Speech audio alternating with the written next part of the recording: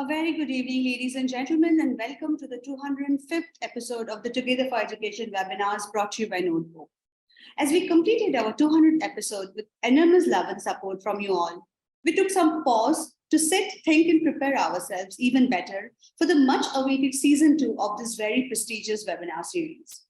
It was back in 2020 when we here at Notebook decided to launch a platform for the educators to connect meaningfully on discussing problems they were facing with the rising need of digital education and online learning and arrive at common solutions.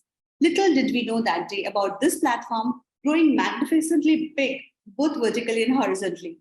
We thank you all once again for supporting us and would look forward to your gracious presence in all our upcoming episodes. We have discussed extremely vibrant topics here, like digital learning, NEP and assessments, extracurricular topics like sports and theater, topics like school finance and management, and even evolved topics like mental health. Our today's topic is promoting happy schools, an idea that is being worked upon as a project in the current days in most of our schools. Happiness is something we have to choose consciously. That is what the experts say.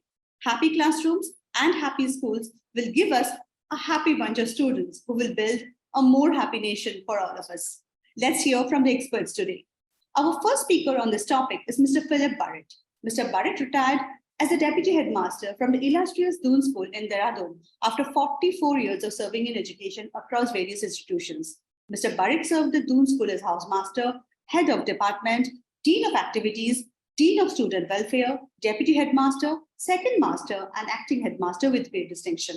He also carried out a visioning exercise for the Doon School in the year 2011 through an in-depth study of a number of British public schools and various schools in the US. Mr. Burrett qualified as a leadership trainer at the Wellington College, UK in the year 2000. He's also an athlete, an adventurer, and a naturalist. And we here at Notebook are privileged to have Mr. Burrett as our senior advisor.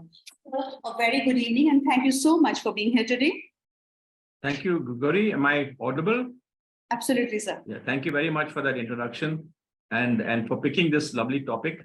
I help out with a few schools here in Dehradun, and the other day we were given a very surprising 4 days holiday because of the weather.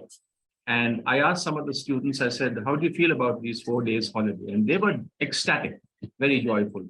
And I wondered, I said, why do students get so happy when it means not coming to school? Or when you see schools, the last bell ringing and the kids rushing out of school, they're so happy. Are they equally happy when they come to school? Of course, we know that you can't get schools to be exactly like home. Homes are comfortable, familiar, they're the comfort zone, there's a lot of trust, they have their pets, their favorite food, and more freedom. However, schools are supposed to be substitute homes, and we can make schools much happier than they sometimes are. Some students, who face violence at home, abuse at homes, parents who are on the verge of divorce, extremely stressed out financially, they would find schools less stressful, and these are children, especially residential school, who don't want to go home. They want to stay on in school. To start with, I think the most important thing that leads to happiness in school is people, the teachers, their friends, the kindness that they receive, the attention. All children want to be seen, heard, respected, and valued. And therefore, we need teachers who love children without judgment and without too much advice. Teachers who teach with a textbook, forcing notes down their throat, using the previous examples. These are teachers who somehow don't excite and bring out the best in children. But exciting, energetic teachers, always looking for new ways of doing things to excite children, novel ways of teaching, using examples from everyday life. These are the teachers who lead to happy schools. And I think the best way the management of a school can promote healthy schools is by promoting healthy teachers, nurturing and promoting healthy teachers, caring for their problems, addressing their needs. The other thing is, of course, the number of activities in school. Because if you look back at our school days, what do we remember? We remember a few good teachers and a few good lessons. But by and large, what comes to mind is the activities, the visits to the museum, the trips down to the mines, the photography, societies, publications, the writing, the debates, the games, the art, the democracy, the various societies that we have. It is this activity-rich curriculum that I think leads to happiness in school. And for younger children, the splash pools, the show and tell, the trips to the parks, the school dog that rolls around, the magic shows, the video club. These are the things that lead to happiness. Another thing would be the rules. I know that there's a rule there's a school in Africa, which in Kenya, which has only 2 rules. It says, do not do anything that would bring disgrace to you, your family, and school. And the second rule is, please don't forget the first rule. And I think rules should be as few as possible. And those 2 should be made in consultation with the children. The more you bring children into formulating rules, the more likely it is that they are going to follow these rules. So I think schools should be more student-friendly. I see some schools, they're not allowed to go to the toilet, even though they may be really needing to go.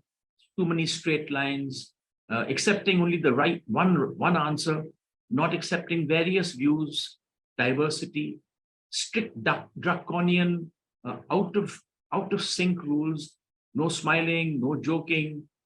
These obstructions to expression of children lead to graffiti, destruction of property, tearing out of pages from magazines. There needs to be far more expression in schools. And the more expression there is, the less pent-up anger in school and the more happiness. I would say that schools that have the least amount of rules are the best. And I think disciplinary committees too, which are composed of students and teachers, work very well. Then, of course, there's the curriculum. Sometimes curriculums are academically tedious and academically heavy, and teachers and parents aim to get grades. And rather than focus on the marks, one should focus on the learning, the happiness in the learning, and not rote, but too much research. I mean, have research, group studies. Children work well when they're working with each other in groups. Also, they learn best in groups when children are teaching other children. I think a well-planned daily and annual calendar, including various activities and the big school events where outsiders are coming too, these make children very, very happy. I do work with adults, and when I start activities in the form of experiential games, I find that these adults get very happy. They laugh. And I always ask them, I said, don't you learn when you're laughing? Don't you learn when you're happy? So why can't you make your own schools happier places? Then I think the management of schools, the heads and the boards that run these schools must be student friendly. They must understand what children feel about uniforms, styles. I think some uniforms are so outdated and so difficult to wear. There's nothing that the student wants to be proud about with that uniform. I think it's important that the management of a school gets involved with child psychology in a way. I think there should be much more fun outside a classroom, music in the corridors, TV in the dining room, a good tuck shop. Infrastructure plays a very important part. People are looking at clean campuses, air conditioning, classrooms, painting, design, the furniture, light furniture that can be moved around. The color combinations make a very big difference. I think green areas around the school are so important, where teachers can take students out on benches. The library is another place, tuck shops a place. Is there enough water? What about soundproofing? Is the campus full of mosquitoes and water? Is there smell coming from the toilets? Is there a lot of noise from the road outside? I've seen schools in big cities where there's so much noise and so much pollution, and I don't know how teachers can even be heard. A little bit of soundproofing, a little bit of care can make it such an important, can make such an important difference. A lot of schools spend so much money on infrastructure, as I've said, soundproofing, light furniture, movable, and yet they sometimes forget that this comes to naught if you don't spend money on good quality teachers. Then lastly, I like to say that the other thing is, of course, emotional and psychological makeup of the child. Just this morning, I spoke to three students, three senior students. One of them has a mother suffering with cancer and is extremely anxious, and she lives with her father. Another one is struggling with her own sexuality. And the third has extremely ambitious parents who put a lot of stress on them. How are these children going to be happy in school? And therefore, they're getting into a lot of trouble. So I met them on disciplinary issues, and yet they came up with their personal issues. Is the counselor talking to them? Are these schools addressing the problem of emotional instability in these children? It takes no time to figure out a school, whether the school is a happy place or an unhappy place. Is there bullying, fights, gangs, pornography, drugs, unfair treatment being dished out to students, favoritism, name calling, isolation, not catering to the learning difficulties that students have? Is there a big socio-economic divide between students, wealthy and rich kids? Is there a feeling of aggression in school, teachers, students? Is the school friendly with romance that develops in school? Boy, girl, whatever. Are we addressing the emotional climate of the school vis-a-vis the students? And I think if you address these issues, you will try your best to get a happy school. I hope I have set the ball rolling. I look forward to some of the experts on the panel. Very good evening to all my friends there, Achin, and thank you very much, Gagori. Over to you. Thank you. Thank you so much, sir. You have absolutely set the ball rolling. And ladies and gentlemen, our next speaker on this topic is Mr. Achin Bhattacharyya, the CEO and founder of Notebook. A chartered accountant by training, Achin was a director at Deloitte prior to starting Notebook.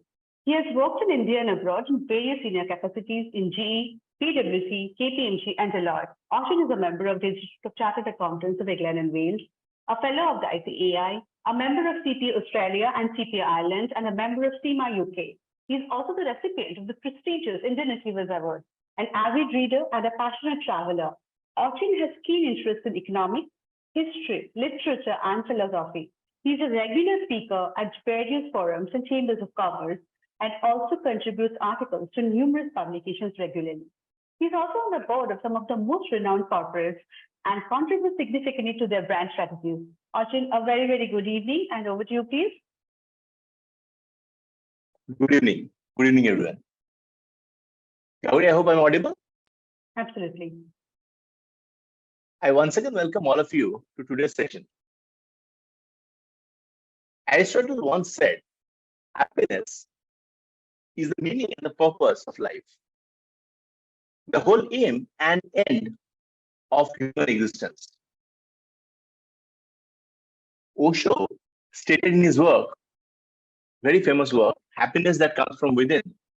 In that he stated, happiness does not mean success, nor does hope, or trying to get money, benefits, reputation. Happiness is when we do something consciously, not with will. Even those who follow Maslow's hierarchy of needs would believe that happiness is a non-human category that can be met and mastered according to the following. If you look at the different layers of the pyramid, psychological needs, safety needs, love and belonging needs, esteem needs, self-actualization needs in that particular hierarchy. Additionally, happiness is a state of happiness because of feeling that the will has been obtained. Thus, for students to be happy, I think we would all agree, teachers must be the first one to be really happy, to achieve happiness.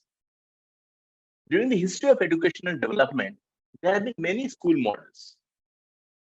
We have been a witness to that. We have discussed some of this during our sessions, including positive school model, effective school model, smart school model, excellent school model, friendly school model, and of course, happy school model.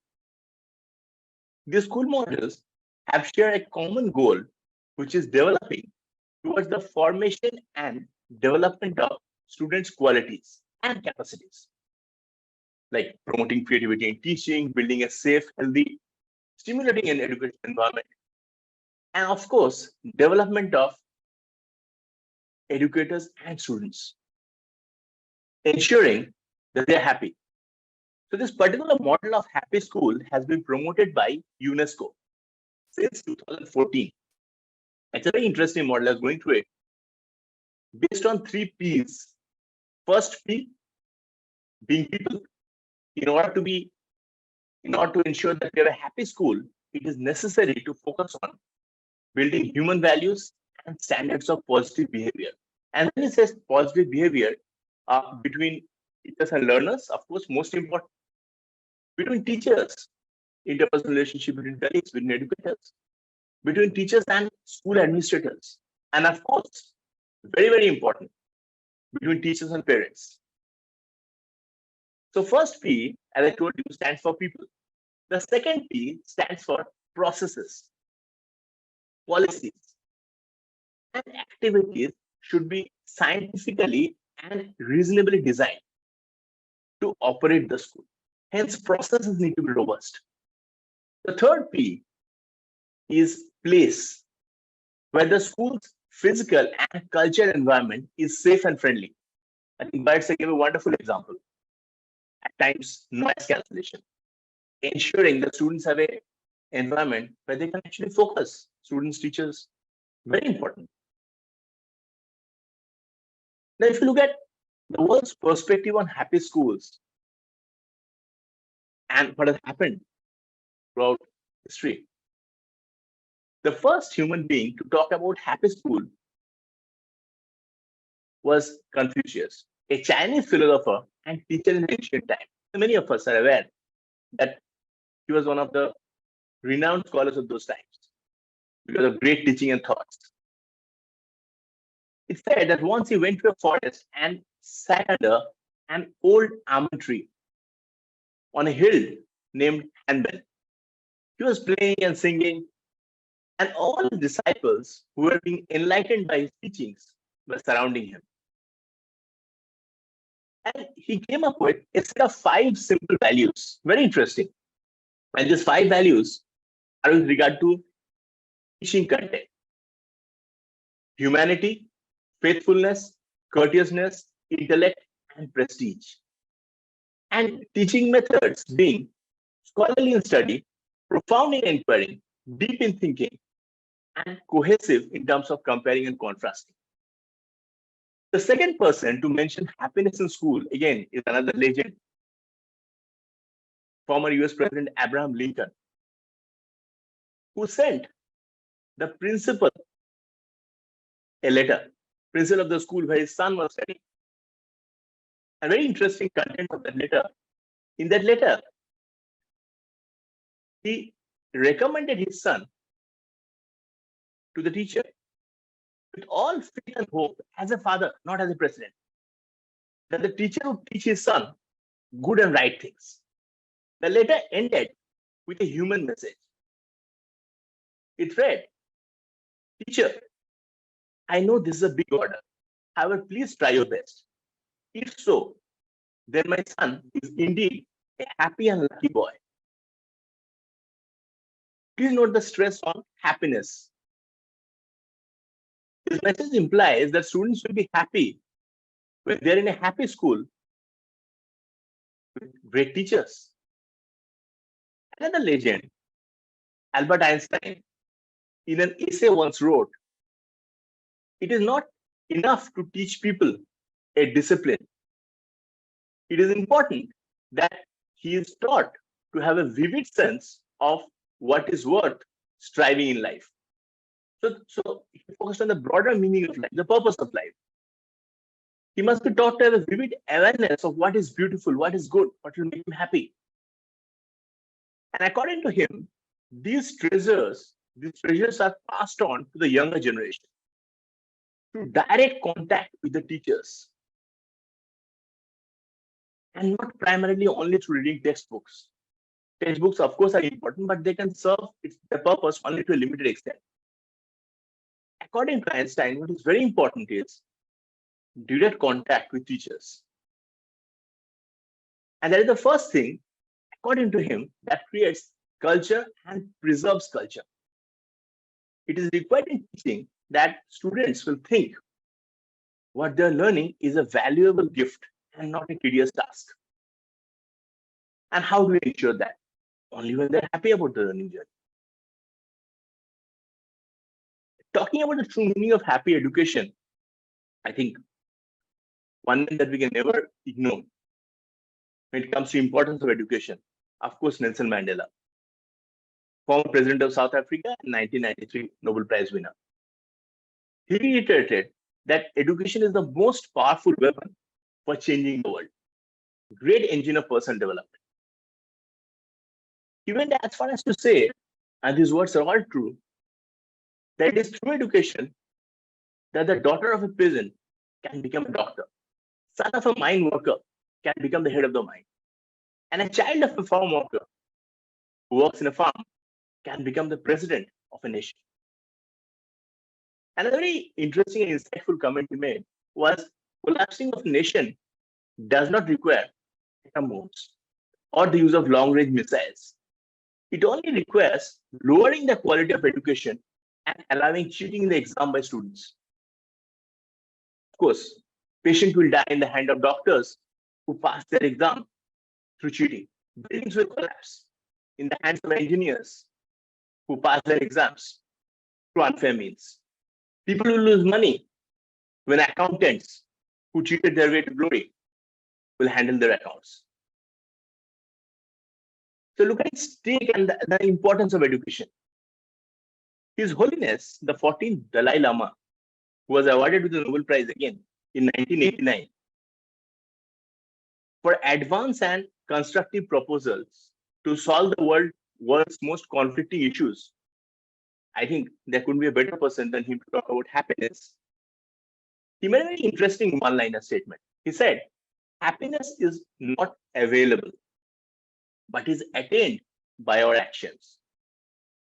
I think that explains everything. So how important it is to take proactive actions to achieve happiness. So different people have different perceptions of happiness. There are different ways of ensuring it. Depends on people, depends on the cultures they come from. I was reading about a particular school, Forest Gate Community School in London, who have shortened their working week to 4.5 days. From 5 days to 4.5 days. And an internal survey in the school showed 98% appreciated the change.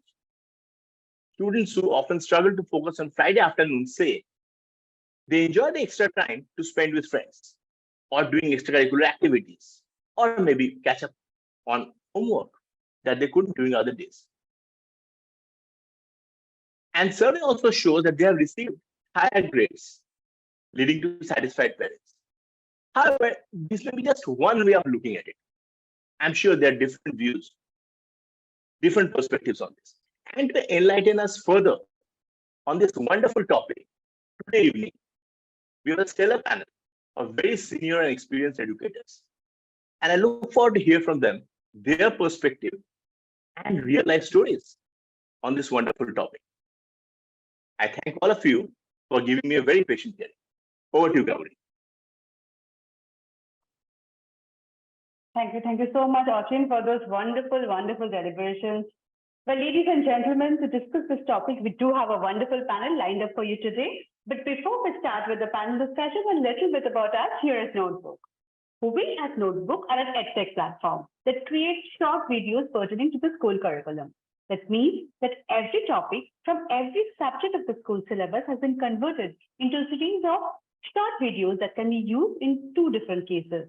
One is when you as a teacher are starting out a topic in your classroom, you can play one of these videos as a method of visually introducing the topic to your students. These videos are 6 to 10 minutes in duration and take up very little of your class time while offering the right kind of material to your students to generate curiosity and excitement. The second is when the student is studying at home months later, they have access to the same videos on their personal devices, be it a laptop or a smartphone. They can watch the videos over and over again until they get a very clear understanding of the topic that you had taught. What I'm going to do now is play you a mashup of notebook videos so that you know what they exactly look like. Welcome to today's video lesson on Alphonse Daudet's short story named The Last Lesson. The Last Lesson is a historically important story as it takes place in the backdrop of the Franco-German War. The context is very important for you to get the essence of the story. The Franco-German or the Franco-Prussian War was also known as the War of 1870, and it took place between 1870 and 71. Only the princes, the philanthropists, dignitaries and important Congress leaders like Annie Besant were attending the event. They did not represent the mass of middle class, lower middle class and poor sections of the Indian society living in the villages. And now students, let's take a trip to the beautiful state of Mizoram. We attend a village council meeting, Panchayat. They will have a lottery to decide which family gets how much land for farming. Land here does not belong to separate people. Families take turns for their farming. Well, ladies and gentlemen, that was a small part of some of our videos that you just now saw. We are today connected with over 3,500 schools and have had millions of students and teachers benefit from our videos. If you head over to our website, www.notebook.school, you would find all such videos at your disposal. If you want Notebook in your school, please get in touch with our sales team at sales@notebook.school. With that, it is now time to introduce the wonderful panelists that we have with us today. We have with us today Dr. Mukherjee, Principal, Army Public School, Barrackpore. Ma'am started her career in 1996. Her first school was the Vedita School and the Ramakrishna Vivekananda Mission at Barrackpore. She started the English medium section of Ramakrishna Vivekananda Mission, Barrackpore. Being the wife of an Air Force veteran, she got the opportunity to work in many elite schools of the country, which includes APS Kolkata, GLS Public Schools, and Air Force Schools. She was the principal of Air Force Senior Secondary School at Hindan, Sahibabad, Ghaziabad. She joined APS Barrackpore in the year 2015. She was felicitated by the then Honorable Governor of West Bengal, Mr. Jagdeep Dhankar, on 8 September 2020 at Raj Bhavan, Kolkata, and was also awarded the COAS Commendation Card in the year 2021. Ma'am, a very good evening and welcome to the panel. We also have with us today Principal Vanaja, ma'am, Principal Akshara Vaagdevi International School, Telangana. Ma'am holds a BSc, PGD, SSc, B.Ed, and an MS. A keen planner and implementer with track record of implementing operational policies, norms, systems, and controls, motivational schemes, and education standards during her career span. Ma'am mostly teaches classes 9th and 10th biology. She has acquired and implemented 3 new affiliations for CBSE and multiple affiliations for SSCE across her career. She has mentored educators in the creation and implementation of class instruction, lesson plans, and student assessment in conjunction with state learning standards. She has worked in pivotal roles in schools like Sri Chaitanya Educational Institutions, Hyderabad, Gautam Model School, Hyderabad. Ma'am has been awarded Best Trainer for Teachers and Principals Award for 10 consecutive years. Ma'am, thank you so much for being here today and always a privilege to have you back. We also have with us Ms. Monisha Datta, ma'am, Director, Doon Girls School, Dehradun. Ma'am started her career as a software developer and corporate trader after a master's in computer science and later did an MBA in advertising. She has been the co-founder of the Doon Girls School and Dehradun Boys School, which are both residential schools, and currently heading the school as the Director, Planning Operations and Training and Life Skills Coach. He is also the country head at Learning Forward India Foundation and is regularly conducting workshops for teachers. He's actively involved in designing child-centric curriculum and pedagogies, along with training for the teachers to meet the demands of tomorrow. Her current areas of work involve understanding the global education system and developing curriculum and pedagogies for early childhood education and young adults. He is a trained vocalist, painter, a novice equestrian, a passionate wildlife enthusiast, nature lover, avid reader, and a trekker. Ma'am, a very, very good evening and welcome to the panel. Thank you. Welcome my all wonderful, wonderful panelists. And if I can ask the panelists to kindly switch on their cameras, please. I would come to Mukherjee ma'am first. Ma'am, a very good evening and would like to start with a question that how do you promote happiness in your schools? particularly the classrooms, ma'am. Very good evening to Gauri and all the other panelists, and thank you all of you to giving me this platform. And I have spoken in this platform earlier also, and I'm really grateful that you have called me again. And now that I have an opportunity to talk about happiness. You know, I'll start with the motto of Army Public School. The motto of Army Public School is quality education and character building. So in Army Public Schools, the main aim is to give or empower the children with the good qualities, or what Mr. Bhattacharyya said, the positive qualities that a human being should have. So first thing is, how compassionate are you? How happy are you? How empathetic are you? So all these things together make a true human being. See, in Army Public School, we also teach the children that happiness is not in having something from others. Not only it is the individual pleasures or materialistic pleasures of life. Happiness is in giving. So in Army Public School, we have started the community outreach program also, wherein the children comes to know about what is happening in the environment or in the surroundings. So it has become a regular routine to take the children to the orphanages or to take them to any slum and make them understand that what pains they go through, and these children need to help them in all ways. Now I come to the classroom scenario. Happiness is a very vital thing to motivate the children, and it is very important for the well-being of the children. Am I audible, Gauri? Absolutely, ma'am. Okay, Absolutely. fine. Now, this positivity, which brings in happiness in the children, in order to make the children happy, we have to ensure that the teachers are also very happy. They don't enter the classroom with a baggage, you know. Even we have to foster such an environment and empower the teachers with such qualities that they become the role model of the children. So even the teachers have to be respectful to each other. They have to bring in the qualities which is inherent in a child. So the child becomes confident, the child becomes expressive, the child becomes innovative, the child is respectful to others. As I said, they have to be very sympathetic as well as empathetic to their teachers, to their surroundings, and to their peer group. So when a teacher enters the classroom, the teacher has to ensure that she brings in a joyful learning in this class, and she has to provide a learning space where the child feels emotionally stable. That is very, very important for the child.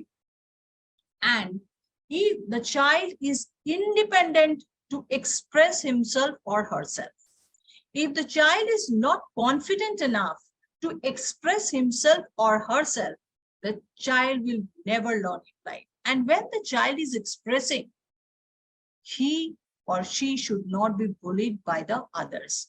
So to ensure that all these things in the class, there has to be a proper education of the children as well as the teachers. Because, you know, the children learn very much from their elders. It can be from home, it can be in the classroom. They observe what the teachers are talking. They observe what the parents are talking, and they learn it, pick it up very fast. So what we do often, often means it's a very regular thing that we call the parents also, starting from class 1 to 12. Now, each set of classes has their own problem, own set of problems. So the problems which class 1 and 2 is facing, obviously it will not be faced by the children of the middle school and thereafter the senior school.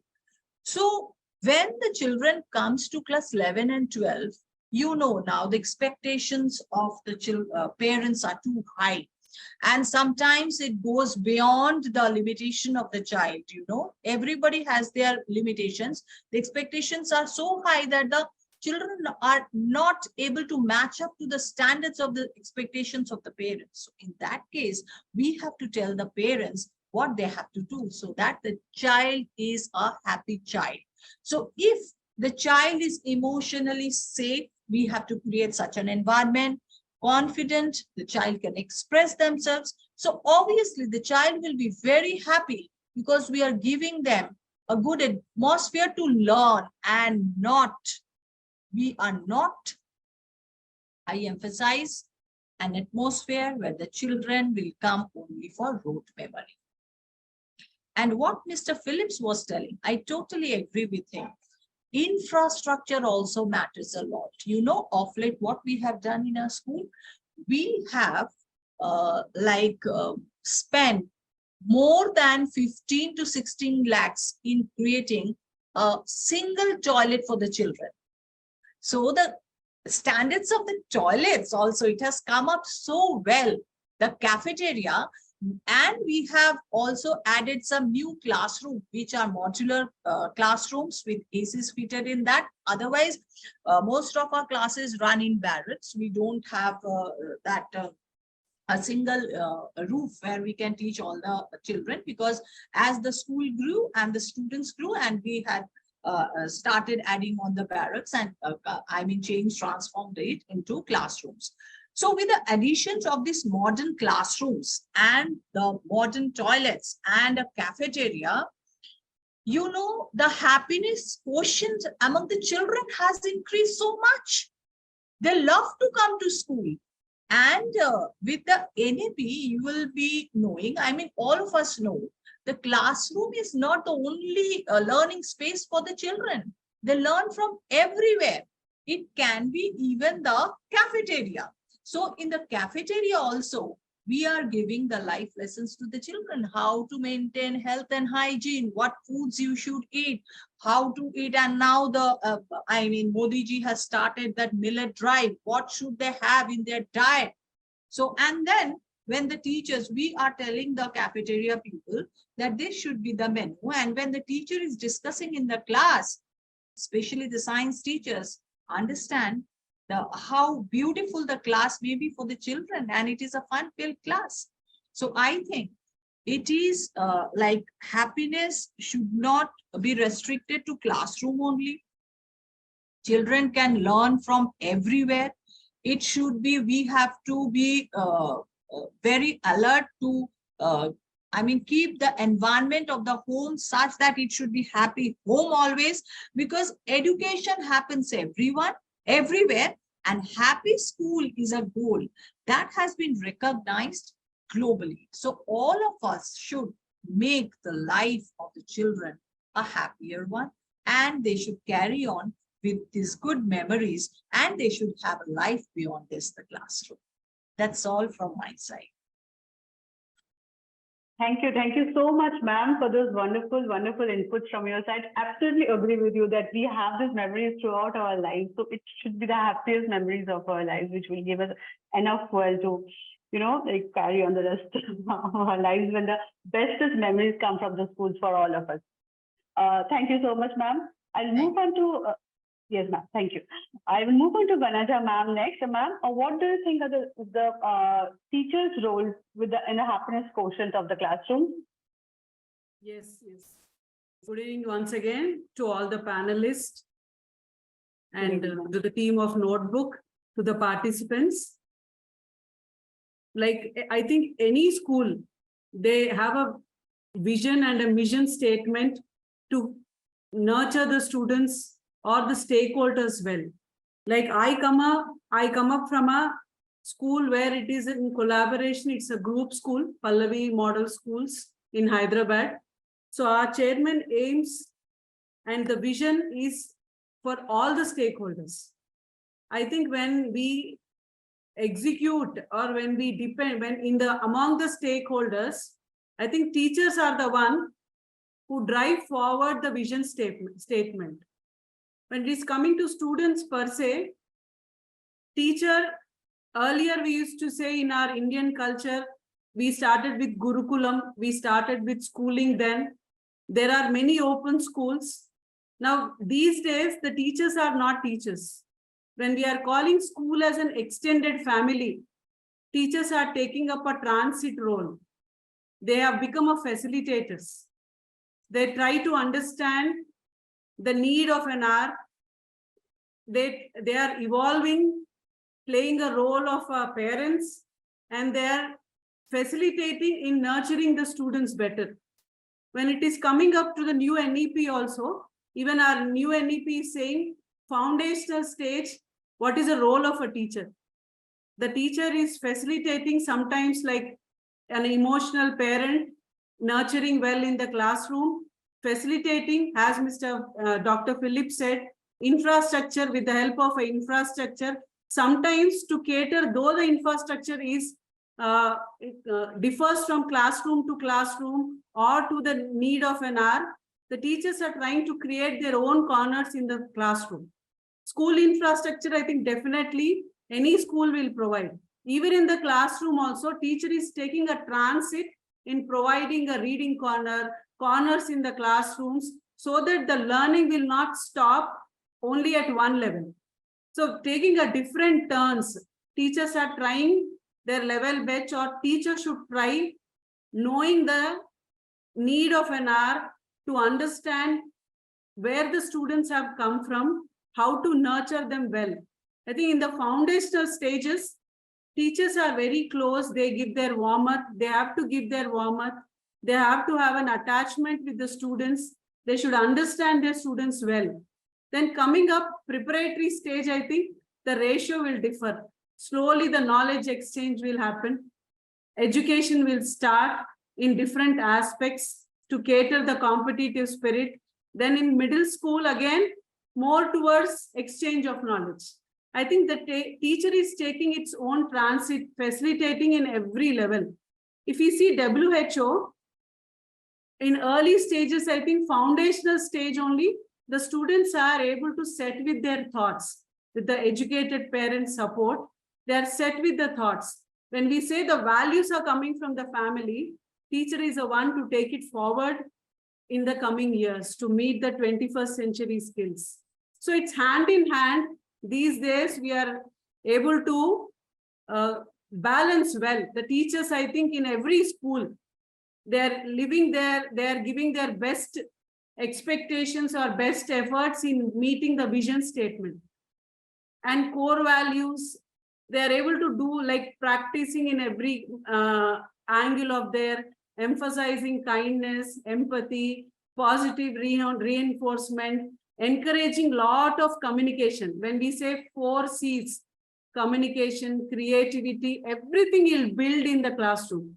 That alone will not happen. It will happen hand in hand with the parent support to certain extent, largely in the school with the teachers' support. And when they facilitate well in understanding the students by setting their SMART goals, this will happen in the school.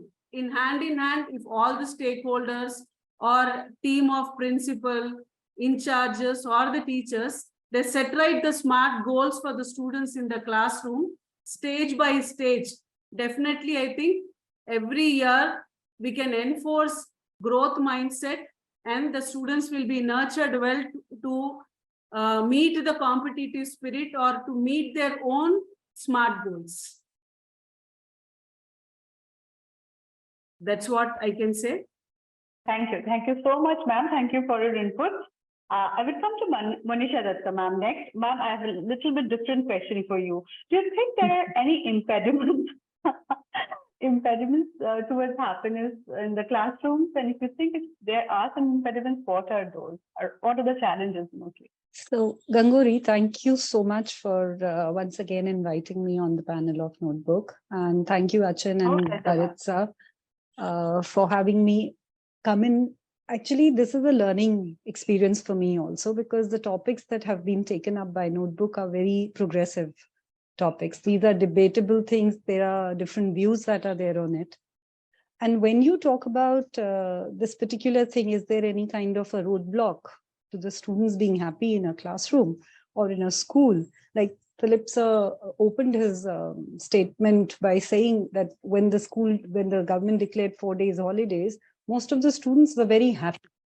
What is going wrong in that environment, in that space, that students are happy not going to schools? So I think, yes, the answer to that is, yes, there are impediments there. And the biggest impediment to that is starting with the alphabet A, the adults around them. It's the teachers, it is the systems that the teachers or the management has set. It's the adults around them who somewhere have, lost the focus about what it was or what it is to be a child. Once we reach a particular stage, it's life's experiences change everyone, right? We all come with our own sets of experiences, and we realize that, oh, maybe one of us did follow our passion but did not get where we wanted to. So now passion is out of the window. You cannot be passionate and you are not supposed to be. So your music and dance and your games, that can be a hobby, not a career. So we've become people who are declaring things without actually acknowledging the fact times have changed. The struggles we had 30 years or 20 years or 40 years ago, those struggles have reduced. Things have technically moved into a very different environment.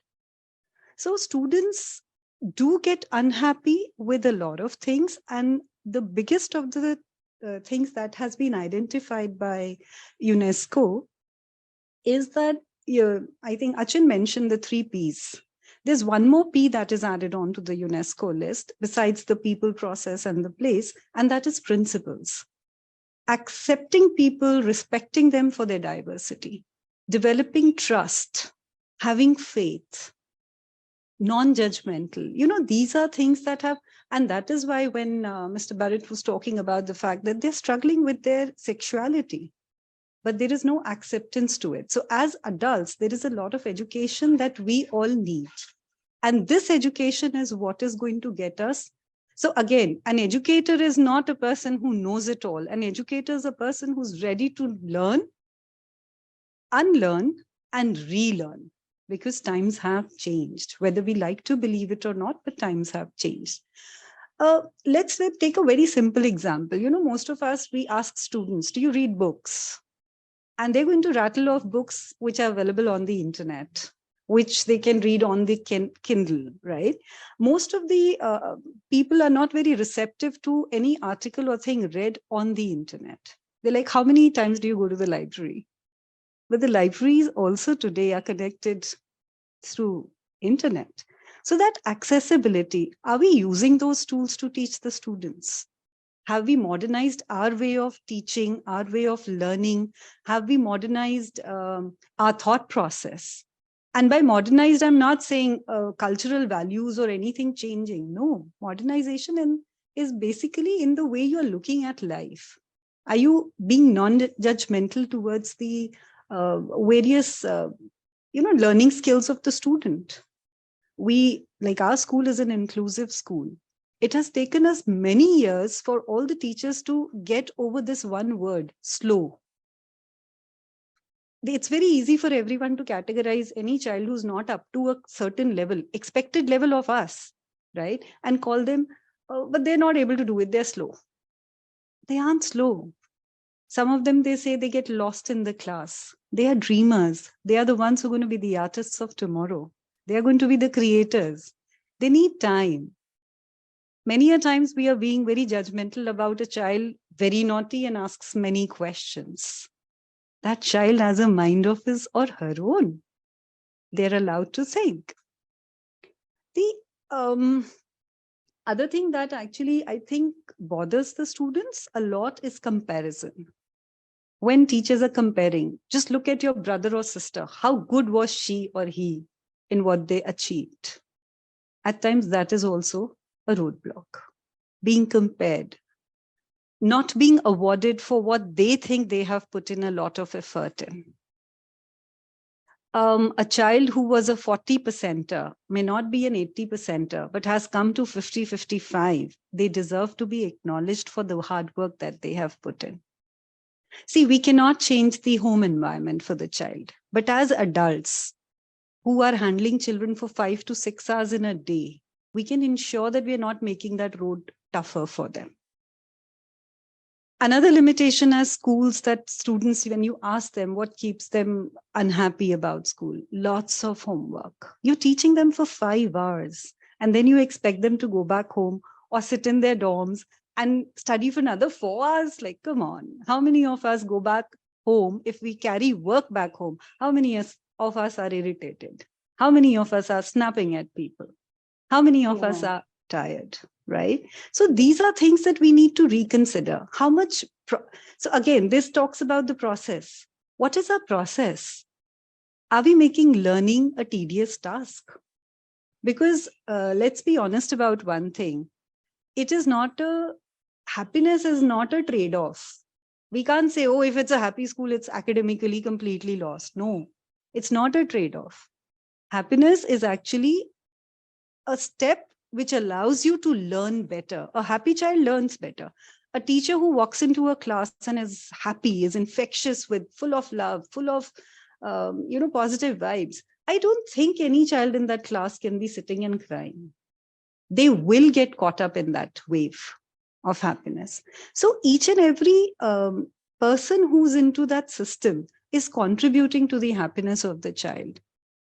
And happiness is, yes, very easy to say, self-created, but each of us need to take the responsibility so that the next generation learns to create it.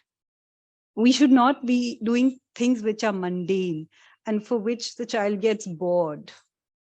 They are tired all the time. Their interests are very varying.